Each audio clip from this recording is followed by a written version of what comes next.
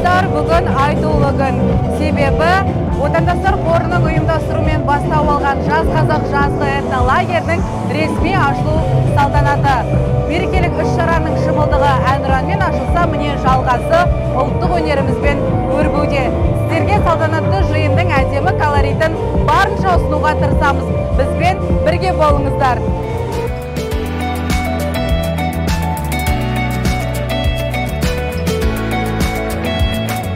Қазақстан Республикасының Сыртқы істер министрлігіне қарасты Отандастар қорының ең маңызды жобаларының бірі бұл Жас Қазақ жазғы этнолагері.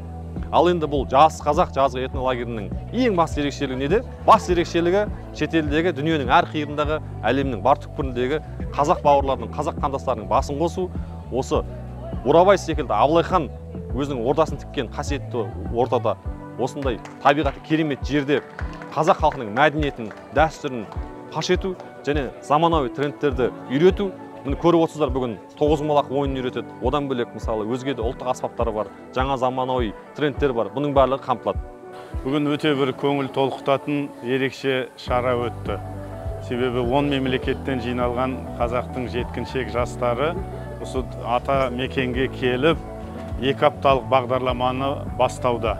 Бұл бағдарламаға Отандастар қоры және Айқанаттың көмегімен жақсы мазмұнды қылып әзірленген екен. Оның ішінде Қазақстанның тарихын зерделеу да бар, оның ішінде қазақ тілін жетілдіру да бар, оның ішінде ән мен күй, домбыра, қазақтың садақ ату, тоғызқұмалақ секілді ұлттық ойындары, бұның бәрі сөзсіз жер жүзінде жүрген біздің кезінде осы Қазақстаннан өрбіген ата мекені Қазақстан болып табылатын жас жеткіншектердің өздерінің ата-бабаларының кіндік қаны тамған жер туралы тереңірек білуіне, өздерінің тарихи отанымен қарым-қатынасының тығызырақ болуына жағдай жасайды. Мен осы 3 күн бұрын Отандастар қорының төрағасы Абзал Сапарбекұлымен кездесіп, Дүниежүзілік тоғызқұмалақ федерациясы және Отандастар қоры арасында меморандумға қол қойған кезде Отандастар қорының сан салалы, кешенді, жүйелі жұмыс жасап жатқанын көрдім. Бұл сөзсіз біздің ұлтымыздың әр қарай бәсекелестікке қабілетін нығайып, әлеуетінің күшеюіне әсер ететін сауапты да жауапты жұмыс. Осы істе мен Отандастар қорына табыс тілеймін. Ал бүгінгі осында келген балалар бақытты болсын, олар көшбасшы болсын, олар өз заманының ең алдыңғы қатарлы шешендері, көсемдері, тұлпарлары, сұңқарлары болсын.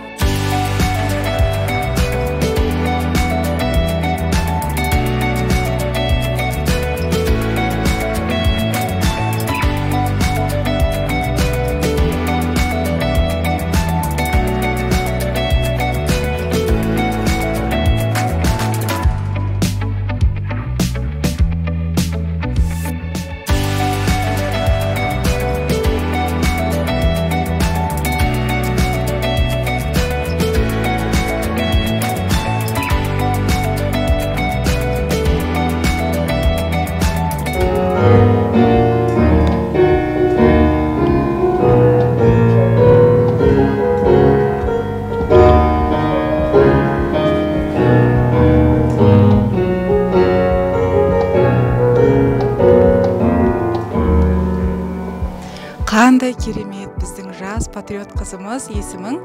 Жансая. Жансая, сен бұл пианино ойнауды қайдан үйрендің? Үйірмеден. Иә. Қай өңірден келдің? Монғолия, Байнөлге қаласы. Қандай өте әдемі ойнайсың.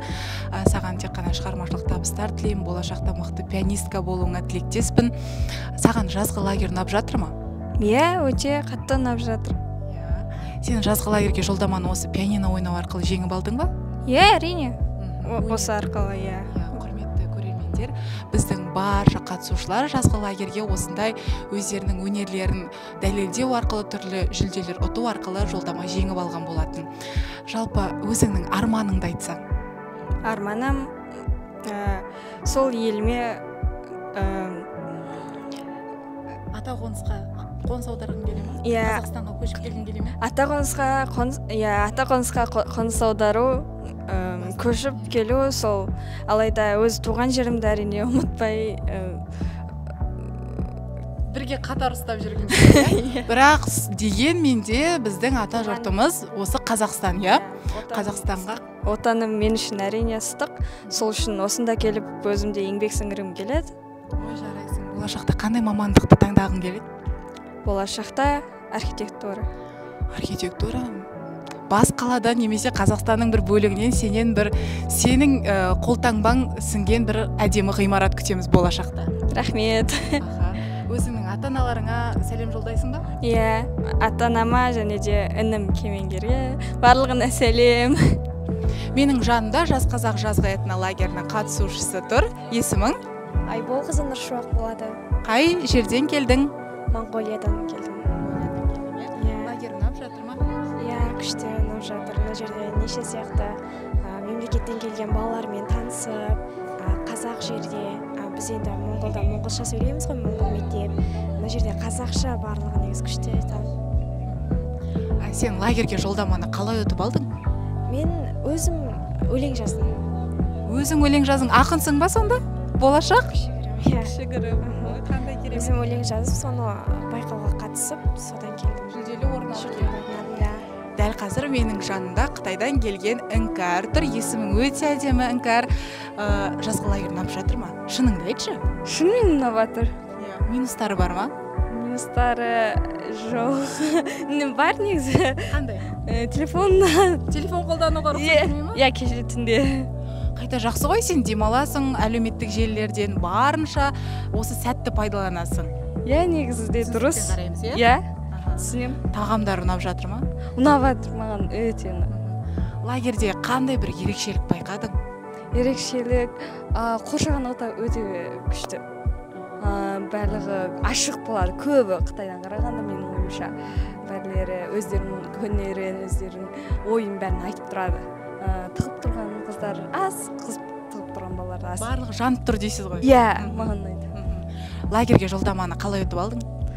Мен онлайннан өзімні бейнелеу, шаңғы тебу, коньки деген сияқты. Иә, спорт және видео монтаждау деген сияқты. Бізде білесің бе, мобилографиядан жарыс болатын, соған қатысасың ба? Иә, соған ойлап жатқам.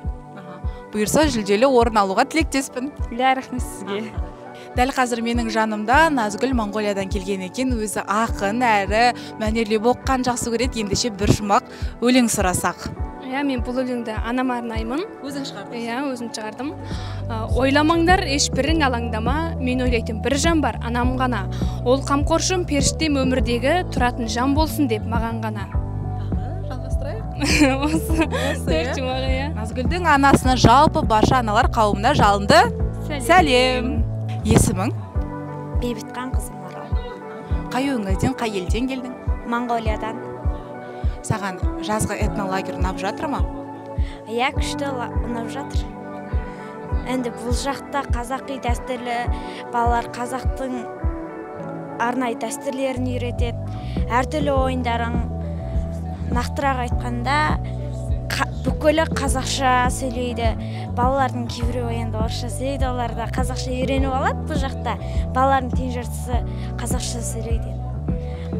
Лагерьдің мақсаты негізінде балаларды қазақ тіліне баулу, өзінің Қазақстанның қандас балаларын жинау деген ойдам. Саған енді бір сұрақ, маңызды сұрақ дейін. Болашақта Қазақстанға атажұртқа келу ойыңда бар ма? Иә, мен Қазақстанда IT оқимын. IT-ға түскің келеді, иә? Болашақта IT университетке? Иә, солай. Бұл шешімді сен ата-анаңмен қабылдадың ба, әлде өзің бе? Өзім. Өзің? Иә, мамамдар рұқсат берген. Рұқсат берді. Иә. Есімің кім деді? Марал. Маралдың ата-анасына үлкен алғыс. Қане, қол бұлғап қойшы. Есімің кім? Есімім Зардыхан қызы Аружан. Қай елден келдің? Монғолия қаласынан келдім. Монғолиядан келдің. Саған жазғы лагерь ұнап жатыр ма? Иә, ұнады. Бейімделу кезеңі қалай өтті, не істедіңіздер, бір күніңізді айтып беріңізші? Біз топпен, ордамен болып жұмыс жасадық. Бірге жүрдік, орманға бардық. Сол негізі маған қатты ұнап жатыр ол жер. Жаңа достар таптық. барлығы күшті.